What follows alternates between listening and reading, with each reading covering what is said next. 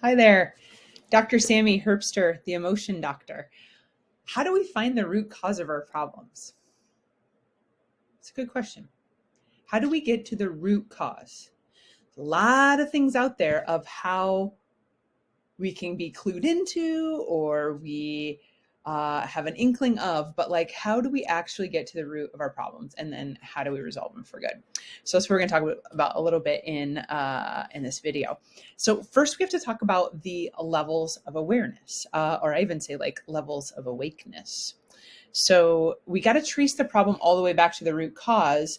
So we're going to look at these levels of awareness or awakeness to understand a little bit more of where we're going, what we're going to find, and then how we're going to fix it. So first of all, conscious. This is our awake state. We have the conscious level of awareness. We then have meditation. We then have the subconscious. And then lastly, we have the unconscious. So let's take a look at each one of these. The first one, the conscious, these are external experiences that are happening, but they're also internal experiences that are happening as well, meaning like we're thinking, we're analyzing, we're problem solving, but we're also talking and doing. So it's this awake state. And in this awake state, we do these things and we kind of bounce around on the surface. I've made this kind of a metaphor of the ocean merely because we're going to go down into the little deeper levels of our mind. But up here at the top, we're kind of bouncing around the surface, like something happens, it affects us. We then create an action to do something about it. And then there's a reaction, either internally or externally. And then we make another choice. And there's sometimes a consequence or a repercussion, and that creates a feeling. And then we have a thought. So you can understand how we just bounce around in this conscious awareness all day as we're making decisions and acting. So we go down and look in the meditation layer of awakeness. And when we get down a little bit lower, we are tuning in. And we're tuning into our internal awareness and tuning out the external. So I really love this this figure 8 here, because when we're meditating, we get pulled out into thoughts and analyzing and problem solving. And then we kind of come back into this like alignment space of like, I'm focusing on nothing, or however you do it, this flow state. And then we get pulled out again. And it's kind of this pulling back and forth and realigning. And it's this space in the center here where we're really able to tune everything out and tune into ourselves. And then we can observe and listen and receive. And we are closer down here to the subconscious when we lower our brain wave states down into meditation. So we're getting a little closer to the subconscious. And the subconscious is this area of the mind or wakeness or state where our beliefs lie. Unresolved trauma energy, unresolved energies from experiences, any kind of blocks, any kind of blockages. These are running or stored in our subconscious mind. And so we kind of understand what happens down there at that layer. And then the unconscious is just when you're sleeping or dreaming, and it's unawake. So we go from most awake all the way down to then sleeping. So we need to bounce back and say, why does this matter? Why does this matter if they're all the way down in the subconscious? Like, okay, cool, they're there. Let's just go get them, right? Well, it matters that they're down there because they create many energy attachments to our conscious. So it's a problem usually when they're down there, when they're starting to affect our everyday life and the decisions that we make. So sometimes we know that these are down here and sometimes we don't know. But what we do need to know is that there is always these energy attachments to the conscious. And that kind of becomes the problem. So these connections affect all of our decisions and all of our actions and reactions in waking life. So as you can see, if an action comes in, a reaction can actually be attached to an old experience that we had that gets bubbled up and then influences us in our choice that we make going forward. Same thing can happen with feelings. A feeling gets elicited and it's attached to this base subconscious experience. And then it leads to a thought, the next thought, because there's influences there. So what happens is that these attachments create things like anchors or blocks. An example of an anchor or a block would be not being able to you just basically say to yourself, I can't get a high paying job because I don't have a degree. It's like a block. A pattern behavior, so like a protective pattern behavior. Here's a couple examples. Scared to be alone, or you have the feelings of loneliness even when you're surrounded in a crowd, and so you feel the need to overconnect or overshare or something like that. That would be a pattern protective behavior. Or you overextend yourself repeatedly over and over and over again because you're afraid to disappoint. So that would be a pattern protective behavior that lies in the subconscious because of an experience you had. And then lastly, like false beliefs lie down there, and these happen and are rewritten all the time as we experience life. So I'm unworthy of forgiveness. I can't accept help. I'll always be alone. Everything's going to be hard for me. I'm hard to love. So these are false beliefs that lie down here that then find a way to creep up into our conscious and affect our feelings or our choices or our reactions. So it's kind of a problem that they're down here, but not to be worried, because there's things that we can do. There's things we can do to fix it. So how do we get down there? And how do we find exactly what we're looking for? Let's see. So hypnosis. Hypnosis relaxes the mind and the body down to a state of being in between that meditation and that sleeping state. And it's in this subconscious state. We can get there and we pass through there every day when we go to sleep, and when we wake up in the morning, we pass through this state. Hypnosis is just the selective way of purposely going through some techniques to relax the mind and relax the body and get access to this. So hypnosis is kind of our key to getting inside and having access to this subconscious mind. So we have to understand here that in our conscious state, we only have limited access to that subconscious.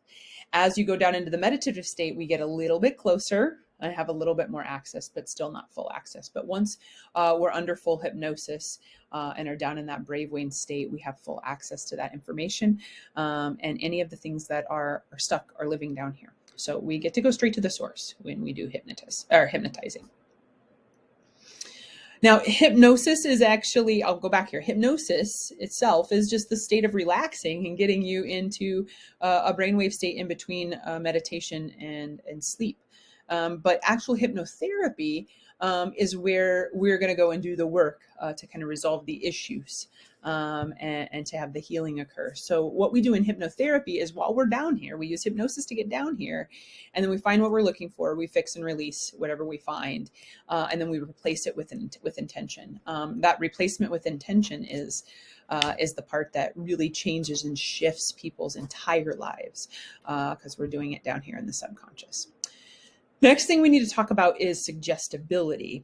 So we talked about access, and the way that we can access that subconscious mind is through hypnosis, getting us down into that state. So now we can kind of find these things, but then we also need to look at suggestibility to maybe understand why things are working or haven't worked in the past.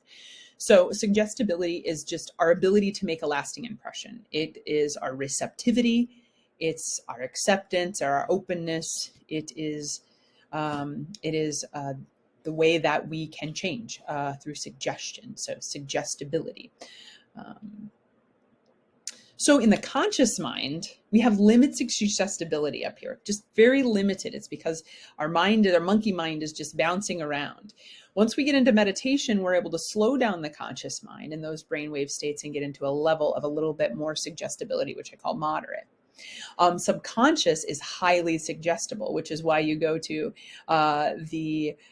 the comedy shows and the entertainment sense of hypnosis, is because when someone's under hypnosis, they're highly suggestible to do things such as funny acts that make people laugh.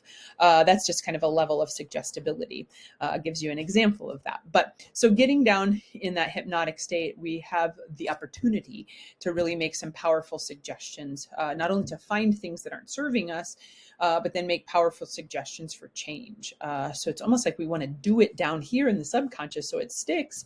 If we do it up in the conscious, we have limited suggestibility, so we might have to do it more, or it may take longer. So this level of suggestibility kind of confirms that if we can get down in the subconscious and do the work, then it will stick. So that's where hypnotherapy works really, really well. So we have hypnosis to get down there, and then we do the therapy to actually change and rewrite and create lasting change. Kind of a fun fact here. So it makes a lot more sense once we look at suggestibility and we look at our ability to actually access the information. So limited suggestibility up here in this conscious state, which then goes along with this 38% success rate with psychotherapy after 600 sessions. This was like an average. So this study was done, it's a systematic review done by Alfred Barrios. And systematic review means they took a whole bunch of research studies and put them together and looked at all of them and then found patterns.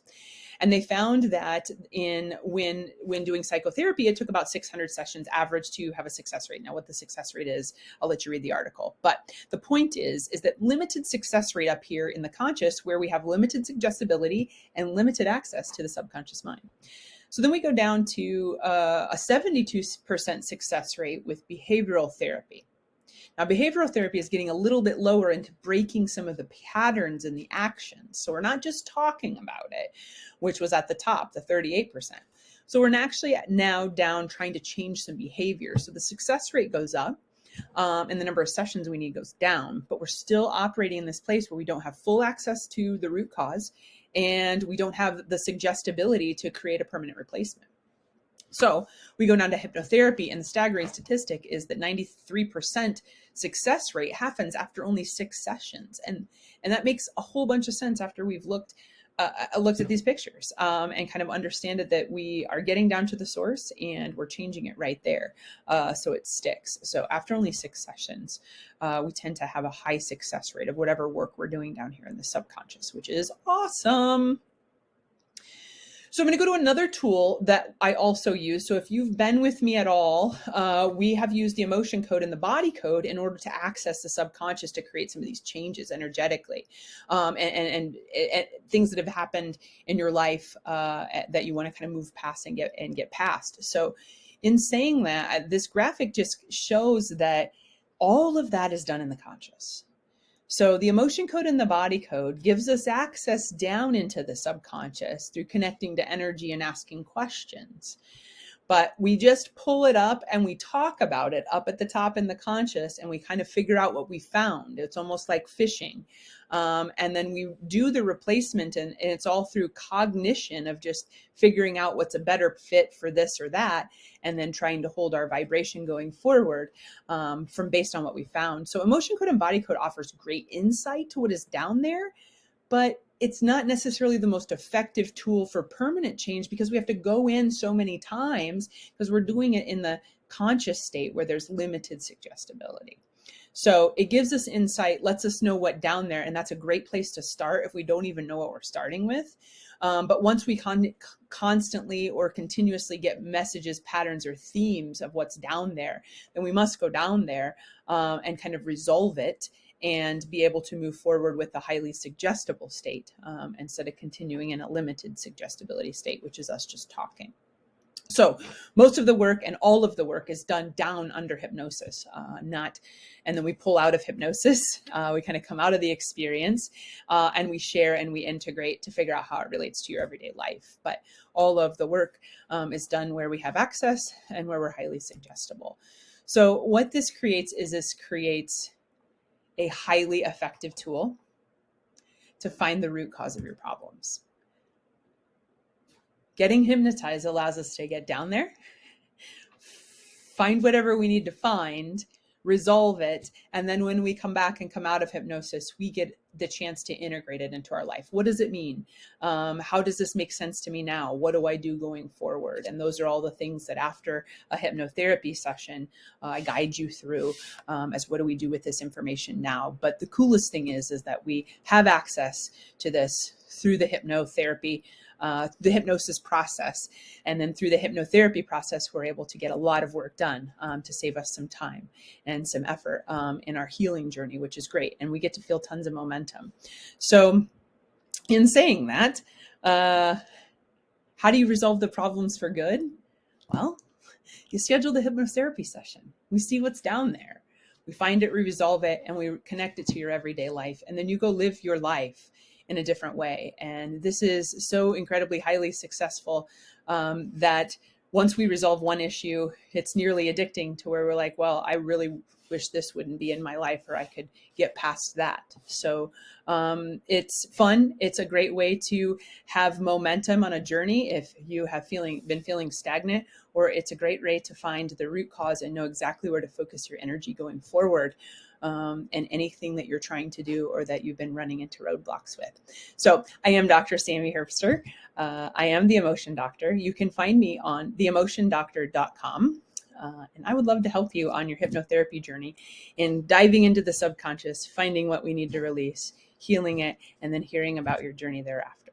So I hope you guys are all well. Take care and reach out if I can help you.